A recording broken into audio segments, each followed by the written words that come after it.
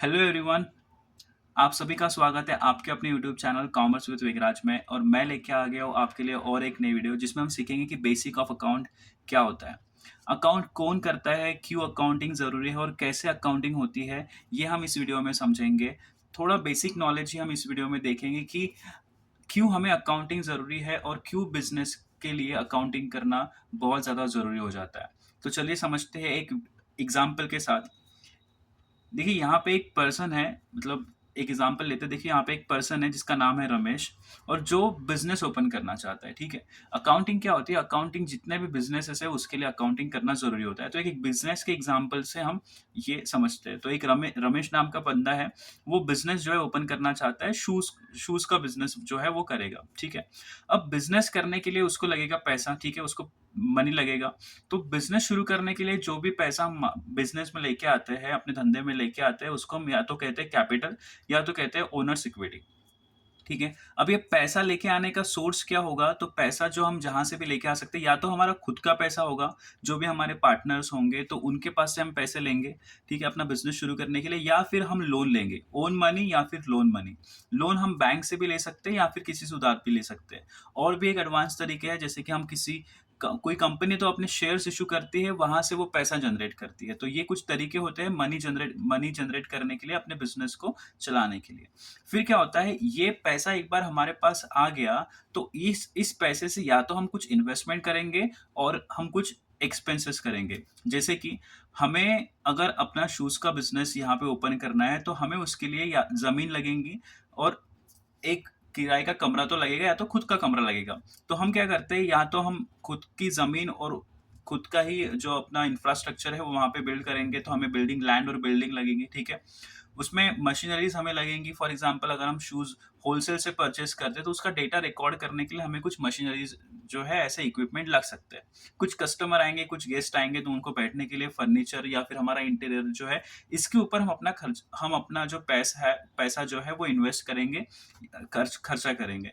ठीक है, अब सेकंड क्या होगा? अब इसको मैंने इन्वेस्टमेंट क्यों कहा? क्योंकि जब हम लैंड और बिल्डिंग, मशीनरी, फर्नीचर ये परचेस करेंगे तो ये हमारी प्रॉपर्टी हो जाएंगी, हम इसको सेल कर सकते हैं इन फ्यूचर। तो इससे हमें पैसा जो है रिटर्न भी आता है। तो जो भी हम लॉन्ग टर्म के लिए, शॉर्ट टर्म के लिए कुछ चीजें ओन करते हैं और उसको बेचकर हम पैसे कमा सकते हैं, तो वो हमारी इन्वेस्टमेंट हो जाती है, जिसको हम नॉर्मल लैंग्वेज में प्रॉपर्टी कहते हैं, और कॉमर्स की लैंग्वेज में, बिजनेस के लैंग्वेज में हम उसको असेट्स कहते हैं।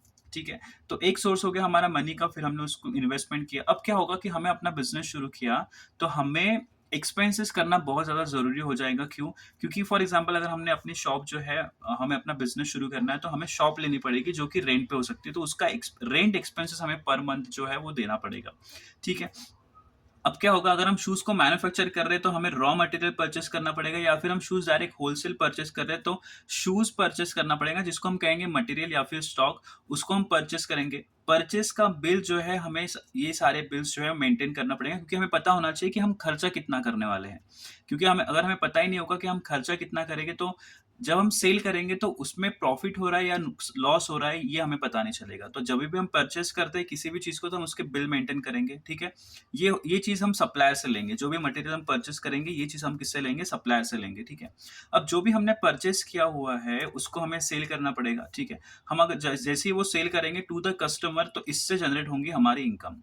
ठीक है, तो ये सारे बिजनेस के ट्रांजैक्शन है, ये जितने भी चीजें हैं ये बिजनेस में होती है, नॉर्मल वे से देखा जाए तो इसको अगर हम थ्योरेटिकल पार्ट में देखें तो recording, classifying and analysing the business transaction, ये जो जितने भी ट्रांजैक्शन हुए ये बिजनेस ट्रांजैक्शन है। ठीक है, business transaction in systematic manner.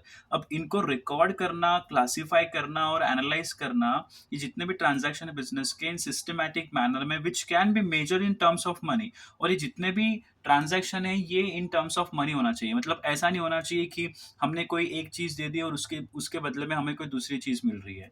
ठीक है, फॉर एग्जाम्पल हमने किसी को अपना घर दे दिया, उसके बदले में हम उसने अपनी जमीन दे दी। तो ये इन काइंड नहीं होना चाहिए, इन मनी होना चाहिए, measure in the terms of money होना चाहिए। Is called as accounting.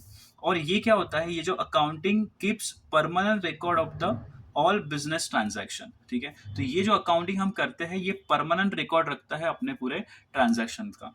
तो ये होता है एक बेसिक ऑफ अकाउंट्स, जिसमें हमने देखा कि हमने पैसे लेके आए जिसको हमने कैपिटल कहा, जो हमने उधारी में जो पैसे लिए थे किसी लोन से या फिर शेयर इश्यू करके या फिर अपने दोस्तों से, तो उसको हम कहते हैं लायबिलिटी। लायबिलिटी वो होती है जिससे हम पैसे, मतलब जो हमें इन फ्यूचर चुकानी है, जो हमें इन फ्यूचर उस पैसे को रिटर्न करना है, उसे हम लायबिलिटी कहते हैं। एक्सपेंसेस तो हमें खर्चा करना ही पड़ेगा। एक्सपेंसेस फॉर एग्जांपल परचेज़ किया तो फिर उसके बाद हम सेल करेंगे तो हमें इनकम होगी। अब क्या होगा कि जो भी हम परचेज़ करेंगे, उसके बाद जो हम सेल करेंगे, तो इन दोनों को अगर एक्सपेंसेस माइनस इनकम, तो हमें पता चलेगा कि इस ये जो भी ट्रांजैक्शन हुए बिजनेस के, इसको रिकॉर्ड करने के बाद हमें पता चलेगा कि हमारे बिजनेस में कितना प्रॉफिट हुआ है और कितना लॉस हुआ है। ठीक है। तो इसके बाद हमने देखा कि इन्वेस्टमेंट अगर करते हैं तो इसमें असेट असेट नाम का एक टर्म है। ठीक है। तो ऐसे ही बहुत सारे जो बेसिक बेसिक टर्म्स है हम अकाउंटिंग में सीखते हैं। तो बेसिक लेवल पे हम इसी को अकाउंटिंग कहते हैं कि जितने भी बिजनेस ट्रांजैक्शंस होते हैं उसको सिस्टमैटिक वे में रिकॉर्ड करना, उसको एनालाइज करना, उसको समराइज करना इन द टर्म्स ऑफ मनी, और ये रिकॉर्ड हमारा परमानेंट रिकॉर्ड हो जाता है। ठीक है। चलिए आज की वीडियो में इतना ही। नेक्स्ट वीडियो में देखेंगे कि बेसिक अकाउंटिंग टर्म्स क्या होते हैं। Thank you so much.